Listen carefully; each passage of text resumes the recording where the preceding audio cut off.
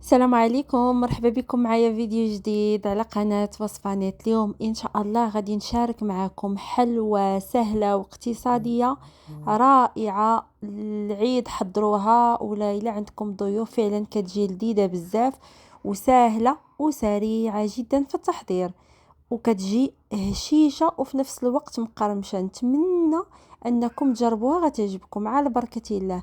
كنوضعوا قبصة من الملح وكنضيفوا الزبده. انا عملت 150 غرام ديال الزبده. هاد البواطه راه فيها 200 غرام، راني شفتوا شحال عملت منها. عندنا كاس الا ربع من السكر، كيس فانيلا. القياس ديال الكاس هو 150 مليلتر.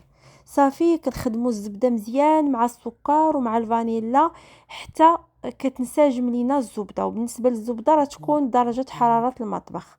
كنضيفوا جوج ديال القطع ديال الجبن المثلث، وغادي نحركو الجبن حتى هو ما يكونش في الثلاجه، باش هاد المكونات كينسجموا بسهوله، ما يحتاجوش منا واحد المجهود.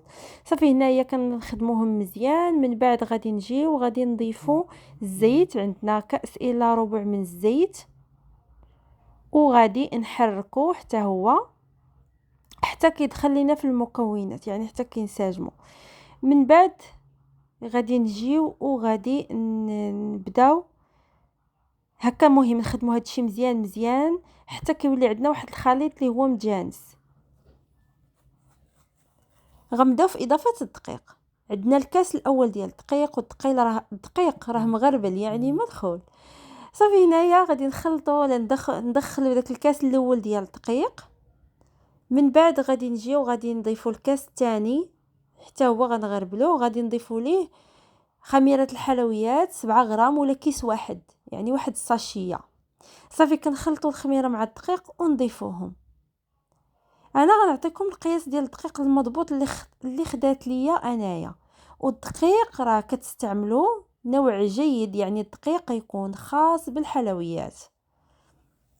صافي هنايا دخلنا الدقيق. غادي نجيو على بركه الله نضيفوا كاس ثالث حتى هو مغربل، وحتى هو كندخلوه اولا كندخلوه في الخليط.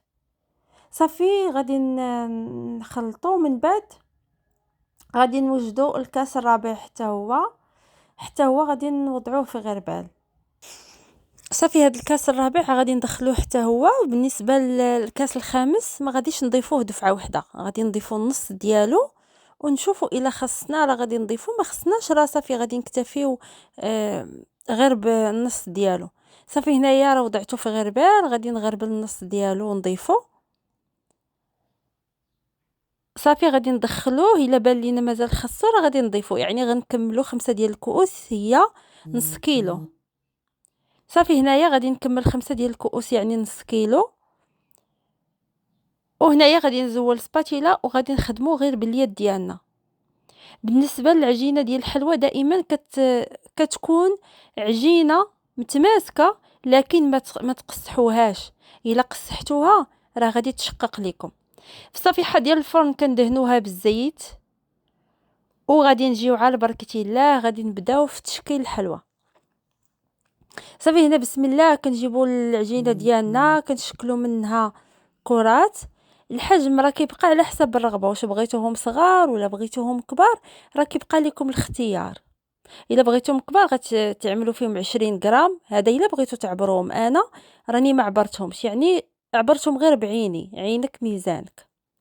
صافي هنايا كنشكلوا منهم هنايا كرات، يعني كوروها عادي ونوضعوها في اللاطه ولا الصفيحه ديال الفرن، ونخليو بيناتهم مسافه، يعني ما تقربوهمش بزاف لانهم راه الحجم ديالهم كينتفخ في الفرن.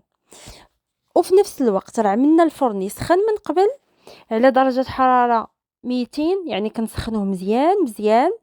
وكندخلوا الحلوى كنعملوا النار من الاسفل، وكنقصوا الحراره ل 160، يعني نار خفيفه 160 درجه. وكنخليوها كطيب على خاطرها حتى كتحمر لينا من الاسفل وكتذهب.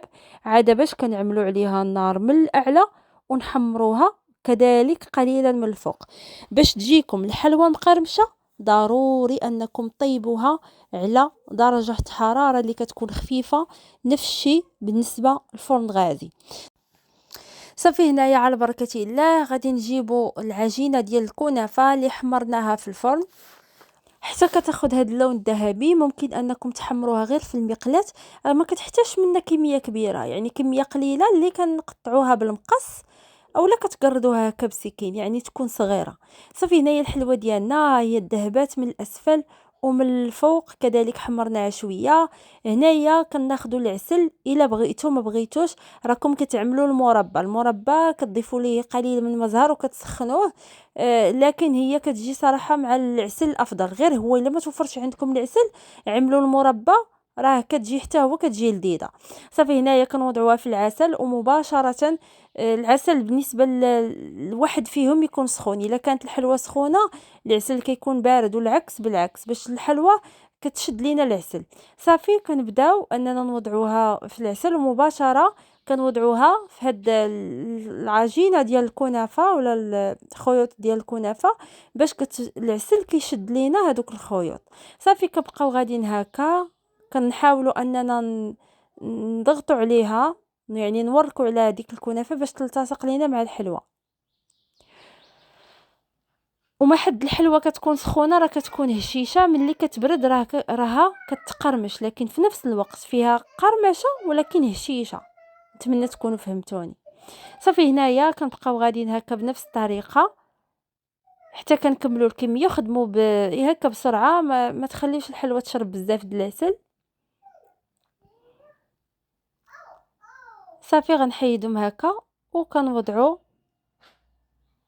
هاد الكنافه على هاد الشكل.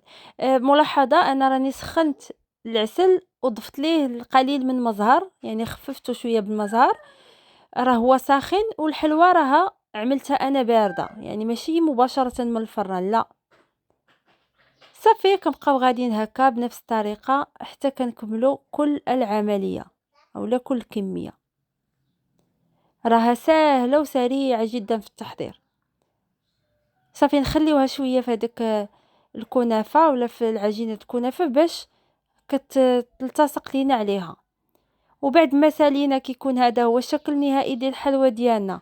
كتجي سهله ولذيذه وبسيطه، غتعجبكم الا جربتوها، والاهم انها سريعه في التحضير ولذيذه في المذاق جدا جدا. نتمنى ان شاء الله انكم تجربوها، هذه تعجبكم 100%، وما تبخلوش عليا بتعليقاتكم وتشجيعاتكم. اشكركم على حسن المتابعه، استودعكم الله الذي لا تضيع ودائعه. دمتم في حفظ الرحمن، والسلام عليكم.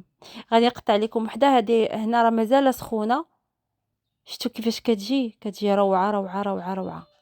كما قلت لكم قد ما كتبرد كتقرمش، وفي نفس الوقت كتجي مقرمشه وهشيشه كتذوب في الفم. جربوها على حسابي هتعجبكم.